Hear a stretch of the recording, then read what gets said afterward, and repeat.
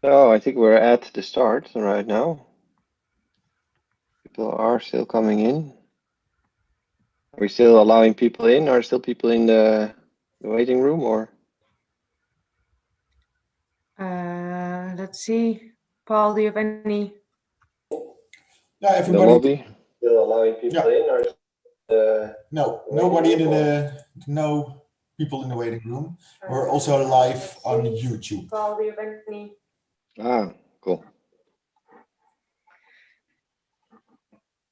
So let's start. Kick it off, or wait a little bit. Yes, somebody told that only presentation is visible, not the video. Video. I'm not quite sure. Short says that. Only presentation is visible, no video. Aha. Sure, you didn't do your homework correctly.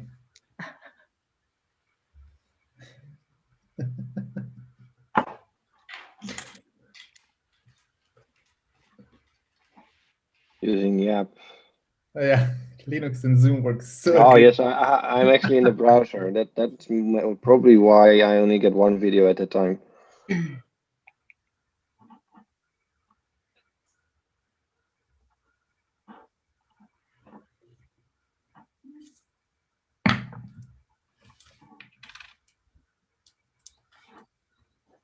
What do you say, gentlemen? Shall we start or? Yeah, wait please start. Okay. You can take it off. I think everyone is in. All right, welcome everyone. Glad you can join us this evening. Very excited that you all are here. Very little about me. I'm a consultant at Spielberg Development with a main focus on Java development. And in collaboration with Joost Heikop and Fabio Tiritico, if I pronounce it well, we organized this webinar. We are very happy to welcome our great speaker, Nicolas Frankel. Thank you for joining us today. And today's topic is migrating a traditional Spring Boot app to the reactive model. We will start with a short introduction of Joost and Fabio. Nicolas will take it away with his introduction and kick off of the webinar. That's all what we are waiting for. But before we start, something to know, please feel free at any moment during this webinar to share all of your questions in the chat. We will gather all those questions and devote the last 15 minutes to answer all of your questions. If there's limited time, we will make sure that all the remaining questions are answered after the webinar, and this will be shared with you all. Then I will prefer, if it's possible, I would prefer to be interrupted. If there is a question, then I answer it right off the bat instead of having all the question at the end. So yeah, I would prefer it, and it's better also for attendees, I believe. Okay, that's perfect. That's also a possibility. So guys, if you have any questions, you heard Nicolas, so please feel free to ask. Then Joost, will you want to take away with your introduction? Yeah, hey, I'm Joost. I help organize the Kotlin Amsterdam user group and among other things too. And yeah, I'm very grateful Nicolas decided to speak to us. I think I tried to. Well, I think it was last year I asked you, and then like a pandemic came in the way, and finally we managed to arrange something. So I'm very happy. I think you're going to do a great job of entertaining us. So I'm very anxious to see it. Fabio, it's your turn. Sure. Hi, everybody. So my name is Fabio Tiritico. Congrats to Druk for pronouncing it very correctly. Yes.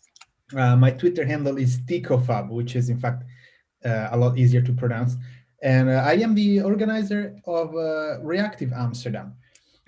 And you know, since this pandemic sort of made us all remote, then I have to say I'm very pleased because I started to collaborate with other events, other groups a lot more. So we're doing a lot of events together, sort of trying to unify the message. And so when I got involved in this event with this topic that clearly resounded a lot with our crowd, I was I enthusiastically jumped in. So I'm really glad to be here in this event. And for those who have not joined my group yet, is Reactive Amsterdam is all about reactive programming, reactive systems, actors, event-driven things, lots of different things. So I'll see you there if you're not there already. Thanks a lot. Nicholas, to you. Hey. Floor is free. I was just waiting for the go. Thanks for introduction. Thanks for the invite. Thanks, folks, to be here. So yeah, from imperative to reactive, and then to coroutines.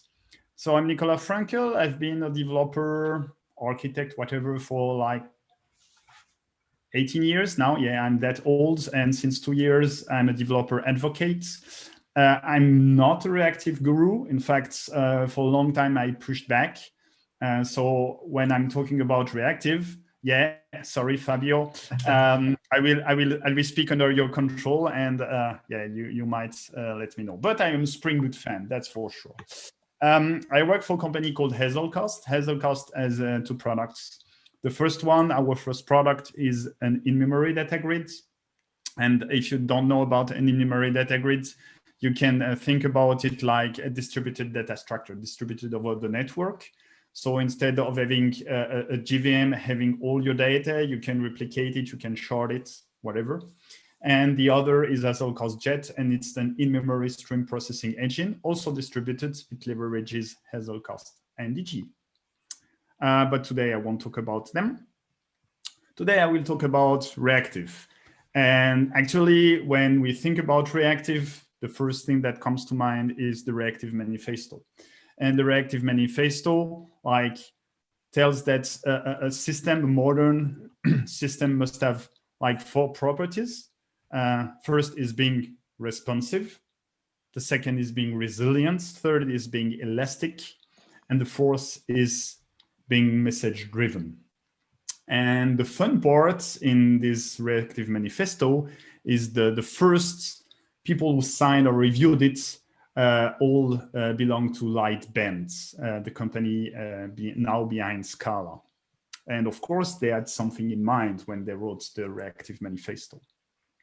And what they were trying to promote it was the actor model through their ACA framework. And the actor model actually comes from the Beam platform, from Erlang, where there in the system, you only communicate through other components through message sending, and the state is only local. And if you need to share some state, then you send message to another actor. And what's great in the Beam platform is that those actors, they can be killed, they can be response. Well, it benefits from all those properties. And when you use ACA in Scala, you've got also some, when you write it, you use the bang, it looks super cool. And yeah, it's still not the Erlang platform, because actors, the actor model, is really is first class citizen on the Beam platform. So it's not as good, but it has still good benefits.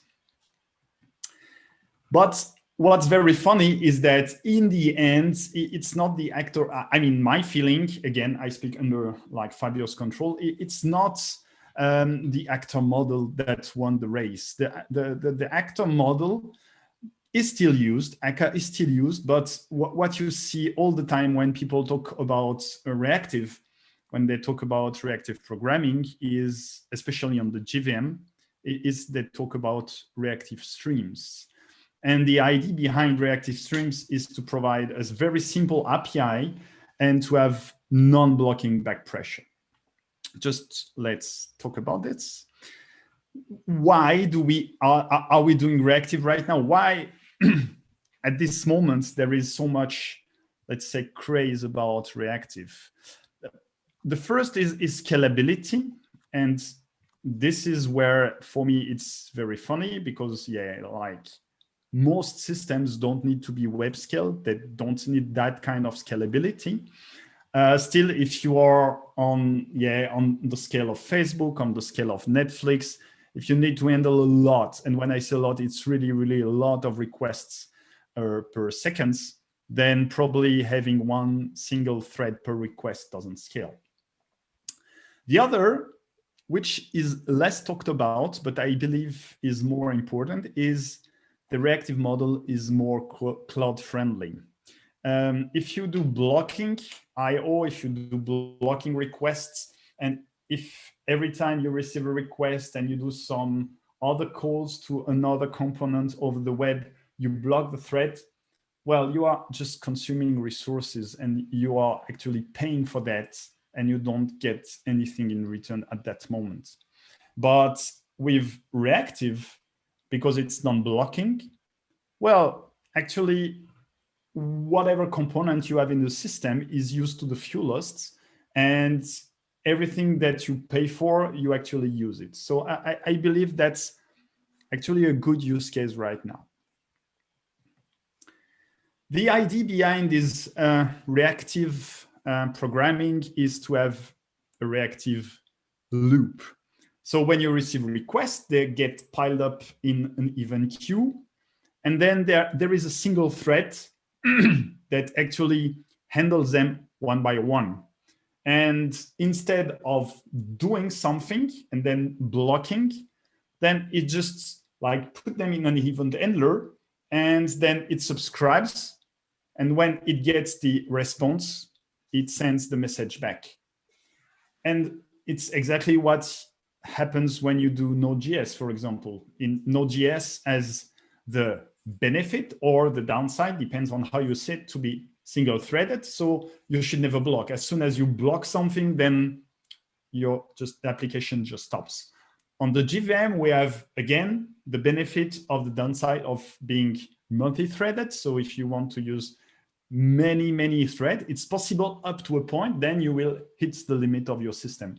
So the reactive loop says, okay, we forget that we can be multi-threaded. Of course, in the end, we will be using some thread pool, but for the events managing the main event loop, we will use one single thread.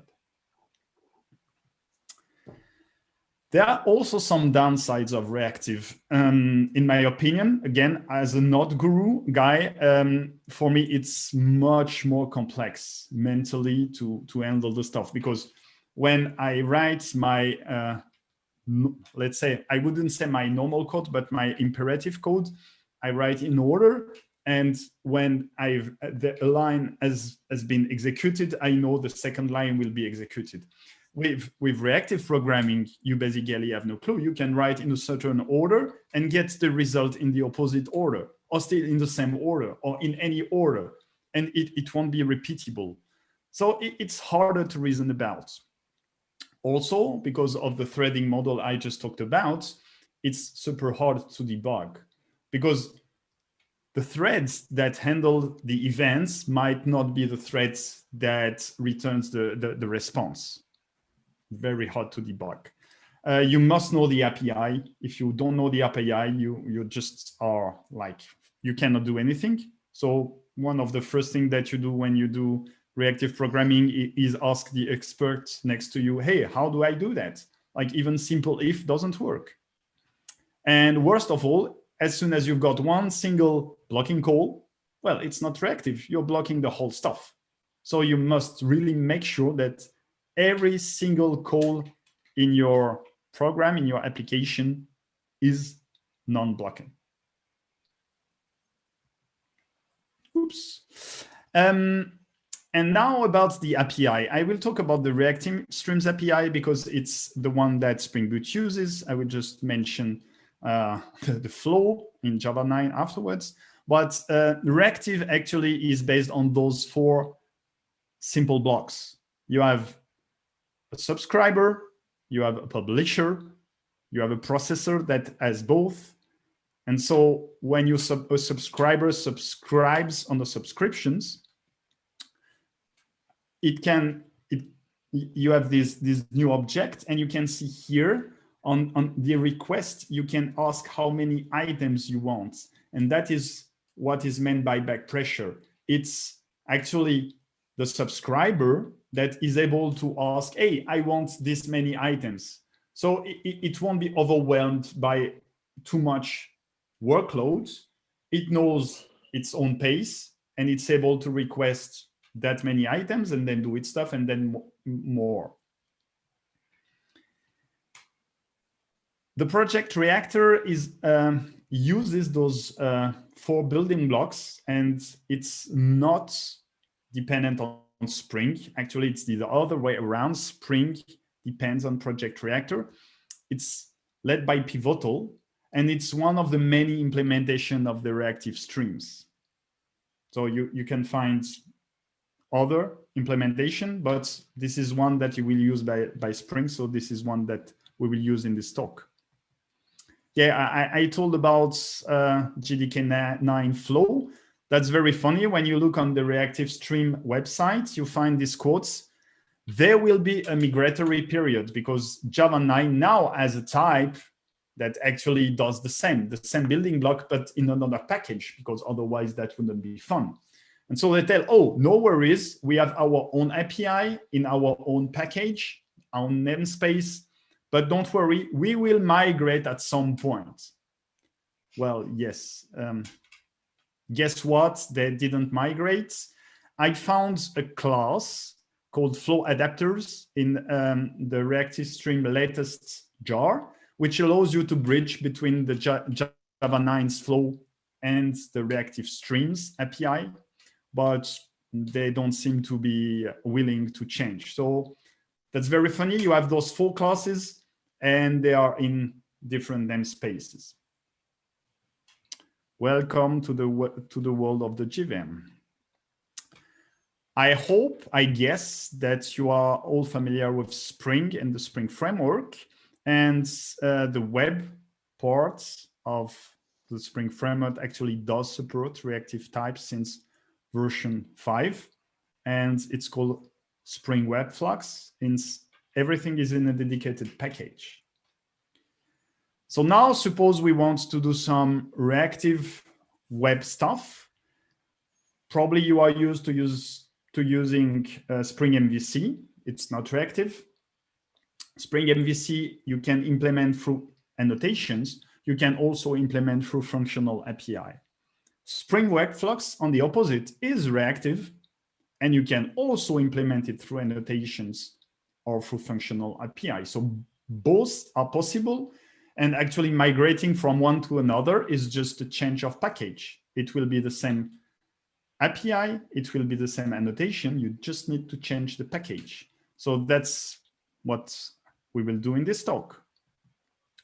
Because I've talked a lot, and now let's do some codes. Do I see any questions? No questions, that's fine. Again, if you have questions, just ask me. I will close everything and close all tabs. So here I've created a simple project.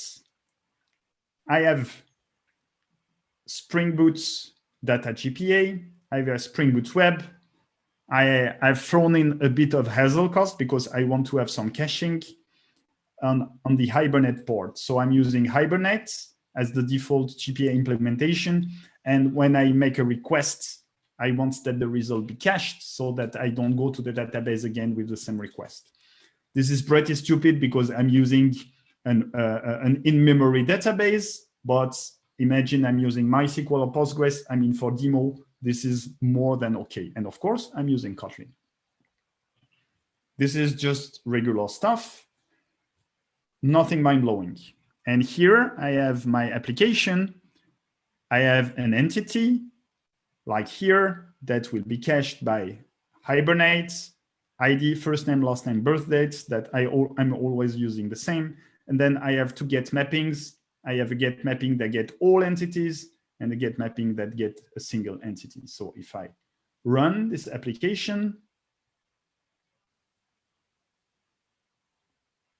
and now I forgot to set dev tools so that I will need to restart every time. not a good idea. And now I can curl and I can, oh, it's already there. Yes. And I get, sorry. And I got everything. And if we can check here, we can see that actually here we've got the puts. So I have enabled the Hibernate statistics. Here, let me show you. I've enabled the statistics so we can see that here, for the example, in the latest query, I put everything into the cache. And now if I ask for another entity, then it should get from the cache. Here I have a hit the cache. So that's the beginning of my application. It's pretty simple, nothing mind-blowing. That's probably what you are used to do. And now one pass would be, okay, I will keep the same annotations and I will migrate to Spring Web Flux, so the reactive part of the web from Spring, and it will be okay. Actually, for me, in my mind, in my opinion, then it's better to first move to the functional API, because with the functional API, you will see at some point that we will be able, for example, to handle the cache, whereas with just simple annotations, it will be very hard for us to do so. So the first thing that we do is we move to the functional API. And yeah, because it's a demo and I don't want to do anything bad, I'm using Git, but I hope that you will pardon me for that. And this is the exam same code. What I did here, instead of having a controller and a REST controller, I'm creating individual beans here and here, another bean. And this bean return a route.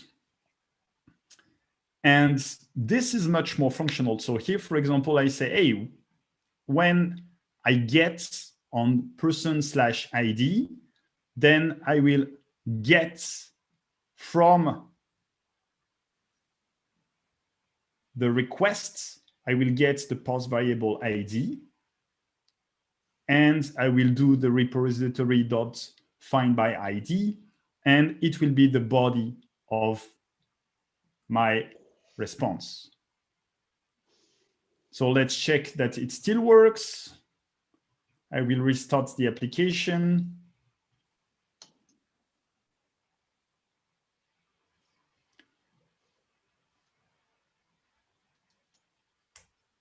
So it's still working.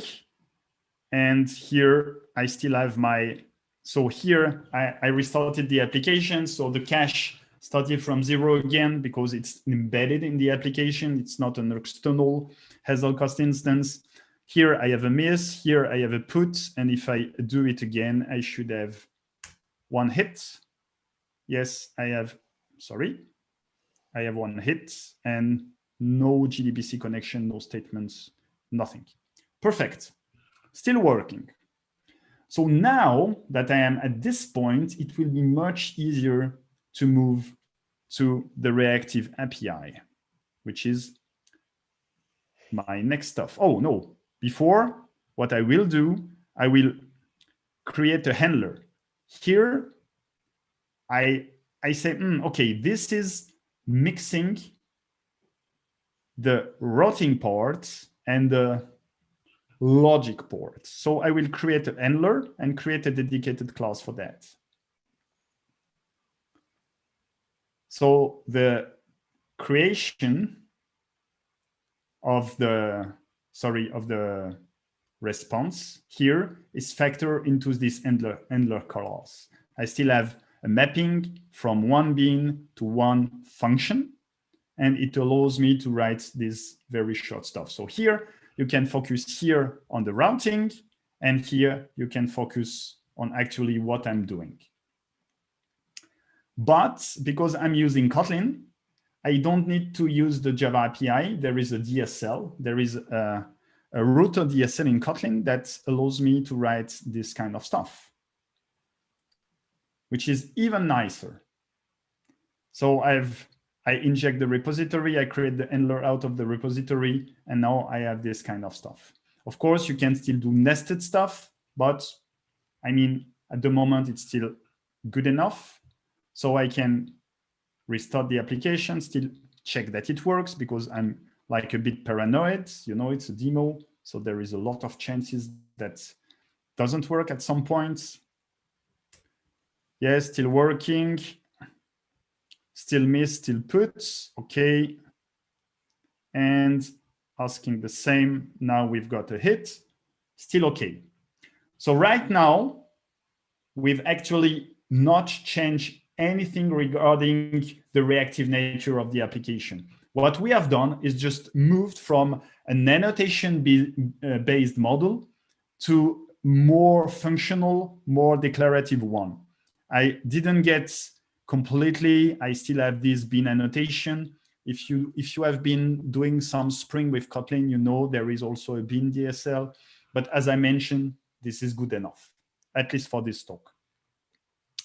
So the next step is actually to replace this namespace. So this here, you have this org Spring Framework web servlet function, and I will use the reactive namespace instead.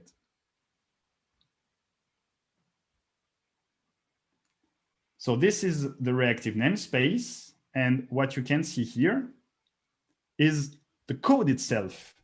This is still the same. I didn't change anything. But what changed is the namespace.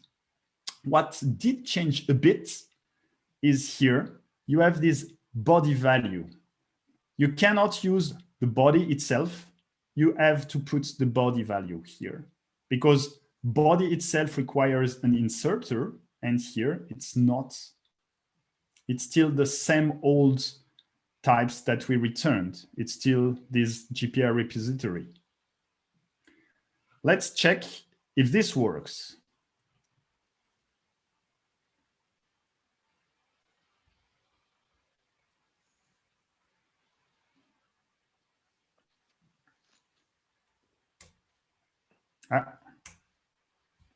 Too fast, yes.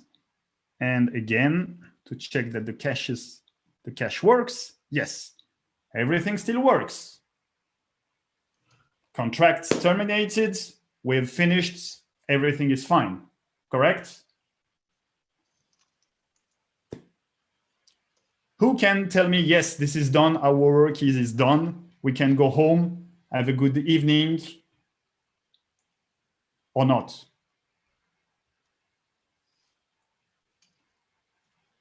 Folks, I long, yeah, you can't, because, yeah, exactly, thanks, Lucas. Yeah, like JDBC or GPA or whatever, it's blocking. So if I want to keep using JDBC or GPA, I'm not reactive. I can pat myself on the shoulder and say, hey, I did a good job, but I did no job at all. I just change the namespace and use functional APIs. So it's not great. So I need to let go of GPA. I'm sorry, I will let go of GPA. GPA, I love you. You have been faithful for many years, but I need to let go of you, and I need to replace it with Spring R2DBC. I mean, as long as we don't have any non-blocking JDBC driver yet. So here now it's a lot of changes actually.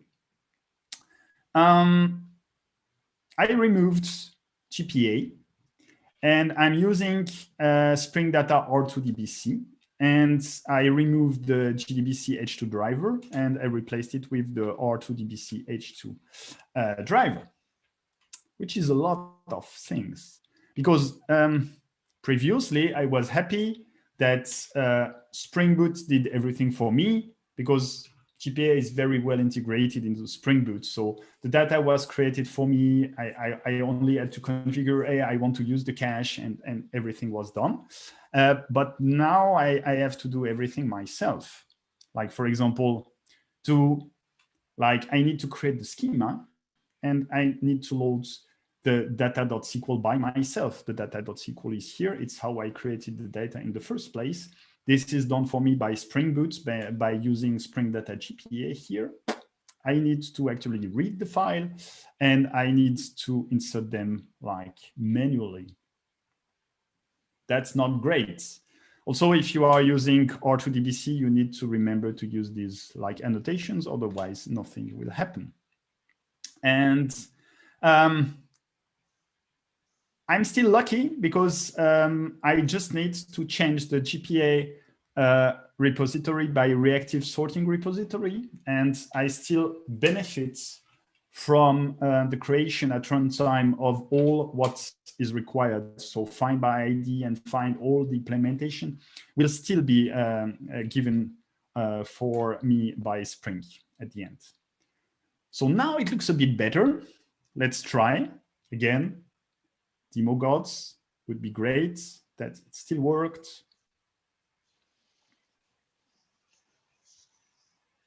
Yeah, because every time I do a demo, I try to get the latest versions. So every time there is still it's like small risk that I didn't make it work. Yes, it still works. But of course, in that case, I just let go of the cache. No cache anymore. I'm not using the caching feature of Hibernate. So no cache anymore, but it's still good, I believe. I mean, if you don't like caching, that's fine. And what I want to do now is, because now I'm pretty sure that everything that I did is good and that nothing in the chain is blocking me. So what I want to do is to make like really, really sure. And I want to make sure in the code. So what I'm doing is I'm adding an additional, I add an additional dependency called blockhound, and it will make sure, it will throw an exception actually after I've installed it, of course. So here I install it. And after I've installed it, so after this call, everything is guaranteed to be reactive, to be non-blocking, or it will throw an exception. So let's try it and hope that there is no blocking call.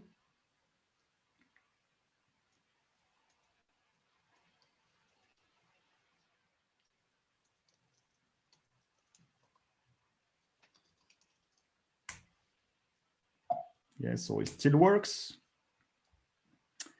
And I have no idea how to make a blocking tool to show you, but afterward, you will see that I will make some blocking. When I re-implement the cache, I will add some blocking calls and it will like fail.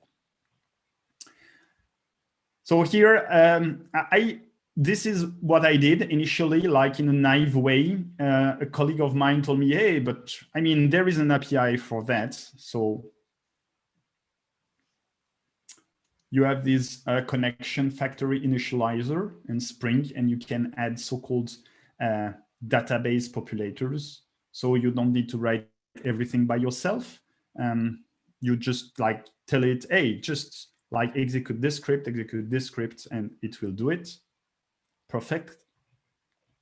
What I didn't do so far is I want to have here, if the entity doesn't exist, so that's not that great. I would like to have HTTP status. So that's fine too. Now I need to really like beef up my reactive skills because I want to do this kind of things. I say, okay, if what I want to find is not found, then I need to switch to another branch. I cannot do ifs now. I need to know the API as I explained in the first time, and I will return a mono of error. Now, if I do the same call, did I already restart? No, of course not. I need to restart first, otherwise it won't be executed.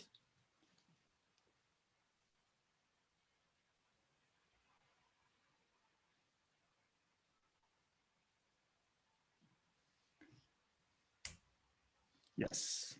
So now I have a nice HTTP error message if nothing is found, which in general, if you do RESTs, at least if you provide a REST API, it should be the way to do. So important lesson, you cannot do if else. You need to really like switch your mindset and use the API that is provided to you. I want to add caching again. I lost my cache. I don't want to lose my cache. I want my cache to be there. So what I'm doing here is I create a caching service because I don't have any integration with R2DBC, at least not that I know of. So I create a layer that will actually do the caching. And I do the caching in the way that I'm used to. So if the person is not found in the cache, then I will find it in the repository. And if everything is fine, then I will put it in the cache. And now if I restart this,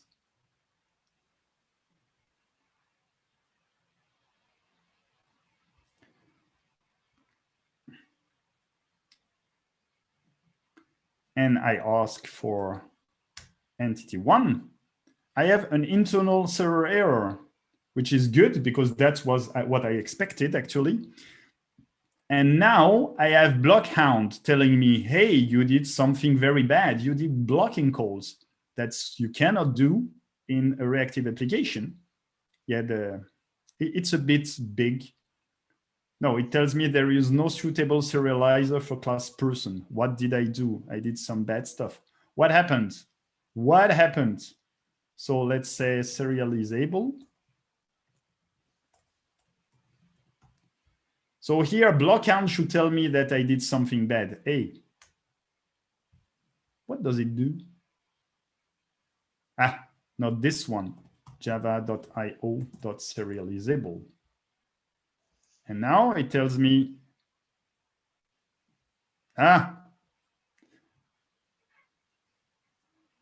what did I do? Now I'm very implements serializable. Hey, any help, folks? Java.io.serializable. It should be okay. No, it's not here. I'm not even, sorry, folks, not even able to write Kotlin anymore.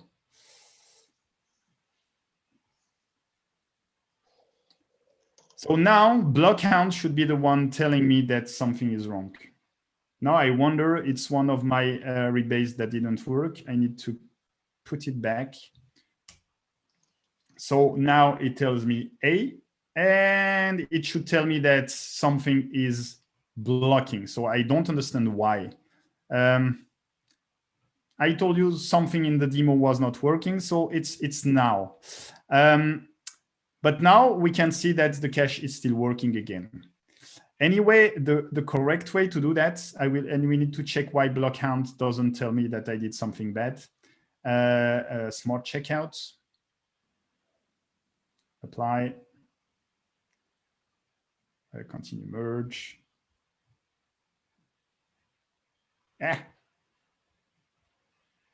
It's taking ages.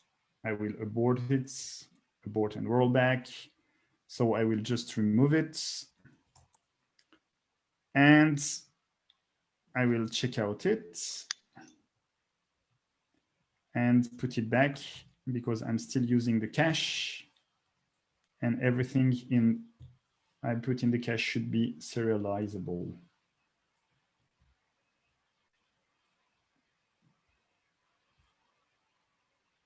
And now I've changed the way to do caching by using the Reactive API. So now instead of doing if else's, I'm using the mono. So here, the good thing is that the Hazelcast API has an async API, but it returns. So if you see my face doing bad stuff, it's because my cat is scratching my legs right now because it wants to be petted. So no worries, everything will be fine. So here, the Hazelcast API returns something async, but it's completely outside the project reactor. So I need to bridge it. So I'm using the mono from completion stage. And now from the compression stage, I get, sorry. Tell hello to my cat, please, because it's this beast that makes me very hard for me to talk to you. Okay, sorry, that's done. So I need to bridge from the completion stage to mono, and I have this API that allows me to do that. Yeah, it's so cute unless it's scratching your legs while you're doing a presentation. Then it's much less cute. I need to have some logging. So every time it calls on next, I will do some logging. And of course, if it doesn't find anything, then I need to switch to another branch and then find it from the repository. But I still believe that's still much harder to do. And so if you are like me, you are an old guy and you don't want to learn something new, then you can like directly switch to coroutines. And then switch to coroutine is quite easy because you can write the code like you were used to write it using if-elses or also, and it's magical. The only thing that you need to do on the controller side, sorry, where is the controller? It's not a controller anymore. Sorry, it's here. It's the root, is to change the router. So before it was a standard router, now it's a co-router because the types have changed. You probably know that when you actually write a function that is suspending, here you can see the suspend keyword. It's just a special keyword that Kotlin will understand. So during compilation, it will change the type of server response to be deferred of server response. So we need a way to understand that. So everything now needs to like move from project reactor types to like normal types that will be like wrapped by deferred afterwards. So for example, here we are also using a coroutine sorting repository instead of just a simple reactive sorting repository. Fortunately, it's implemented for us, so everything is fine. And as I mentioned the main stuff, the caching service stuff, I can use my regular if-else and do my error or my info messages as expected. And I believe it's much more readable, at least for like people who are used to imperative programming. But the good thing is block count should tell me, I need to check that everything is fine. So now if I restart it,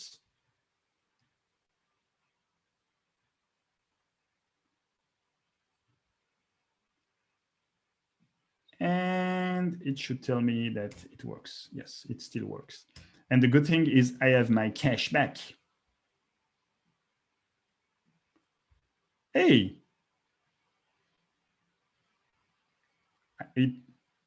Sorry, this one. So here I have my cache back. So not found in cache, put in cache, and then it's always found in the cache. So we went from like a purely annotation-based imperative programming model to a reactive model. Of course, we had to let go of Hibernate. We had to let go of caching first. We replaced Hibernate and GPA by R2DBC. And then we were able to add caching again. And with coroutines, we could move to something that like looked like imperative programming, but then was fully reactive. And perhaps there are questions. Yeah, I don't have the metrics like before, that's true, because the metrics that I had before were through Hibernate statistics.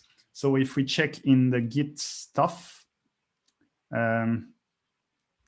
here, checkouts, and here I have this application.yaml, and here I have these Hibernate generate statistics. So the statistics, they are generated through Hibernate. And because now I've replaced Hibernate by R2DBC, no statistics anymore. I don't know. I think I assume there are no statistics in R2DBC. I didn't check, to be honest. But if there are, it will be easy to write the adapter to write them down if you want in a reactive way. Do coroutines support back pressure? To be honest, I assume yes, but I wouldn't be able to tell you exactly where. So Joker.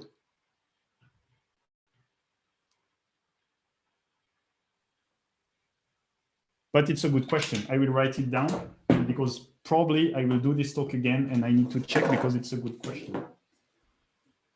Just need to find a pen. You have a big note-taking device, right? It's got on your computer. Yeah, that's the point. I don't want to open a new window. Well, Nicolas, we are gathering the questions, so don't worry. We have the questions. We will save the questions. Okay, look, great. Good questions. I will check how they support back pressure. This is the first instance of this talk. So if you have suggestions, feedback, whether good or bad, it's time because next time I will use your feedback to improve it. So don't worry, it's fine. If I failed miserably, what are my thoughts on Project Loom? So I already wrote my thought on Project Loom in the blog posts, and my idea, my thinking, my way of viewing things is, as you can see, I'm quite old. So I'm used to imperative programming. That's why I like coroutines, because it's the same way to write as before, and everything is handled for you. And my beef with the reactive APIs is, yeah, you really need to know the API very, very well. And in general, as I mentioned, if you don't know, you will ask a colleague. Project Loom has a high chances of making everything simpler regarding threading. And I believe that more complex APIs such as Reactive or RX or whatever are going to not be popular anymore. Perhaps coroutines will survive because, again, they are pretty similar to what we are used to do, but I'm not sure, like, if you are a new developer, what would be the incentive to learn about the reactive of the RX stuff? Not sure. Old, but thanks. I have one question / feedback. Yes, sure. Yeah, I think I really liked when you said that if you want to be fully reactive, you should like never block. But at the same time, I see that, you know, if you, let's say your original program has 4 blocking calls, and then you modify it in such a way that you have 3 blocking calls instead of 4, maybe you're not fully reactive, but I think it's still an improvement. So something I learned over the years is that reactive really isn't like black or white, but it's more of a gradual thing. And the more reactive you are, the better. But I think, yeah, just as a feedback, I think even if we're not fully reactive, it's already, if we're not fully non-blocking, it's already an improvement. That's funny because for me, that's completely the opposite. I mean, if you have like 100 blocking calls and you just make 99 of them like non-blocking, then you are still blocking anyway.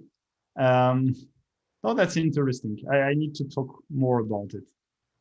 Well, it depends on how blocking it is, right? If it's like blocking for a very short period, then it might actually not intervene a lot with your threading.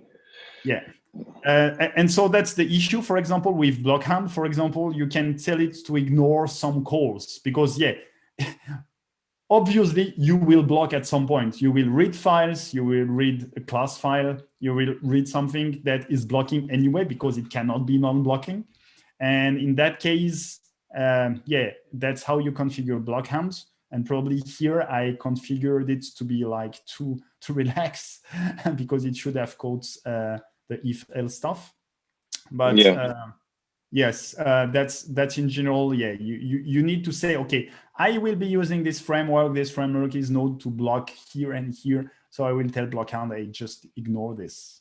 Yeah, and like Short is saying, you can also sort of shield the blocking by using a separate thread pool for that work, and just shuffling it, sweeping it under the carpet by just moving it somewhere in its own secure area, which using its own thread pool and stuff like that. So there are ways around this.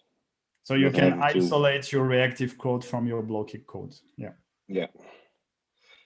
So I would like to add something too. I thought it was very nice that you showed us to first go functional before going reactive. I think it's a good thing to well, to communicate, to explain it the other way around is probably harder. And I found the blockhound very interesting. I haven't tried it before, and I think I've seen it before, but I can't remember anymore. So I will definitely take a look into it again. If you are doing reactive code with Spring, there are two projects you absolutely need to have is Blockhounds configured correctly. And the other, I don't remember the name, but basically it makes your stack trace like again in the normal order again. If you have like if you don't have this dependency, then it will be very hard to debug anything. So it was demoed by Violeta Georgieva, I think, one of the Tomcat committer. She also works in the Spring team on reactive stuff. And I can find you the reference again. This is just two must-haves, Blockhound and this dependency. Okay, well, I'm curious. Now I want to know. So I see that Christian has another question. How do you make sure async requests get back responses in the desired order? Yeah, that's the point. Basically, because you are handling everything asynchronously, and there is nothing like specific about reactive in that thing. That if you make two async calls and you get to handle the response in a specific order, yeah, you need to wait until you get both and say, oh, I want this before that one. So yeah, you need to block in that case. Yes. So I will just finish then. Here, I have the last slides that might be of interest to you. Of course, a bit of shameless self-promotion. You can read my blog. You can follow me on Twitter. You can read the article that was the foundation for this talk. And of course, you can get the GitHub repository. And I have two branches. The first branch is master, and it's in Java. And of course, it doesn't demo coroutines. And the second one is Kotlin, and then it's everything that I've shown you tonight. And of course, if you are interested in Hazelcast, you can join our Slack and be part of the community. Yeah, I see another question in the QA pop up from Alan, who says, what are the benefits of using reactive in this example outside of removing the blocking operations? I'm not entirely getting the question. No. What are the benefits? Yeah. So I assume you mean a question about why would you choose reactive over non-reactive? And my answer, in that case, you should be very careful. Reactive adds a lot of complexity. So unless you are web scale, which probably you are not, or you are running in the cloud, you should like think about, yeah, it will make my cloud costs probably lower, and that needs to be like somehow computed. But then it will also slow down my recruiting, my developing efforts, and everything like that. And that's harder to compute, but you also will need to do it, because then you will need to like balance the benefits and the downsides. As I mentioned, I'm not a fan of reactive programming myself. I understand the benefits. I never found myself in a situation where I was required to use it. There is a QA panel as well. So I hope I answered Yeah, this. now we're switching between the two. Yeah. Was this tested in communities? So I don't know if it's ironic or not. So I will assume it's a joke. If it's not, I don't see the correlation, because Kubernetes. Why? Because you have less threads, because you have less CPUs. It's So just an instance of the cloud, right? yes, you can be in the cloud without being in Kubernetes, actually. Can they be assigned with GitHub Actions? Then I really don't understand that. What's the point of GitHub Actions? Again, what's the correlation? Sorry, yeah. I cannot. Yeah, we cannot answer this. So it says OK body mono, whereas the mono can be mono error. In that case, the person is not found. The OK sends misleading to me in that case, or I'm missing. Yeah, you can change. Of course, you can decide about the error code that you want, and it's not up to me. I'm not a REST guru either. So you can, I mean, 404 for me is not found. So if you have an entity that is not found, for me, you can return a 404. If you don't want to return a 404, you want to return something else, that's whatever rocks your boat. It was just to show you that you can actually either return an entity or return an HTTP status code using the same reactive chain. So I would like to ask a question to Doruk. Do we want to cut off at the end, or do we have some slack? Or Nicolas, your time schedule? I'm not time schedule. Everybody still probably has a life, so I don't want to hold you too much. For me, it's just dinner, so that's fine. As I mentioned to my students before, I don't have any social life ever. Yeah, probably people want to leave. So I can perhaps answer the last question, and then we call it an evening. That's good. Okay, so why is with Spring Reactive, is there any good substitute for thread local? That's a really, really good question. I think there is a trick. I seem to remember there is a trick. It's not thread local anymore, but there is a way to keep the state. So one easy way is to put it everywhere in the signature of your methods. And of course, if it's nested very deeply, you don't want to do that. But I think there is another trick. For example, as you mentioned, like Spring Security uses them a lot, and they have something for it. I think it states something. Good question. I will also try to answer it. Reactive thread local. I will try to answer those questions by whatever mean, to the organizer, and up to the organizer to transfer the answers to you. Thanks, Rick. How easy it is to mock reactive calls for JUnit testing? There is an API for that as well, so that's not an issue. And actually, you don't care that much about JUnit itself, because it depends. It depends at which level you want to check. If you want to just check at the API level, at the URL level, then you don't care whether it's reactive or not.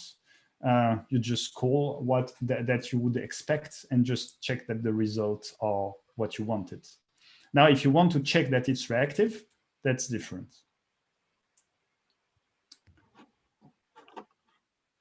I have been curious to understand how the scalability aspect can be achieved for reactive in Spring Reactor.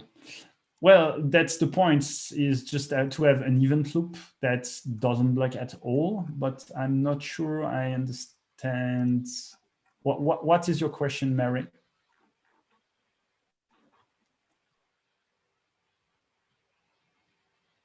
Okay, okay, let's call it a night. I thank you a lot for your attention. I hope you liked it. Again, if you have more feedback and you don't want to shame me in front of everybody, just send it by like in email, and the organizer will forward it to me. So thanks again, and I hope to see you somewhere, somewhen, in real life, and not in Japan. But I'm not in Japan, as you can. Would be great. Thank you so much, Nicolas, for a great presentation and energy you bring. Everyone, thanks so much for joining us. Have a great evening. Eat some food, have some fun, and we'll see each other soon. And take care. And take care. Bye. Thank you. Bye. Ciao, ciao. Bye bye.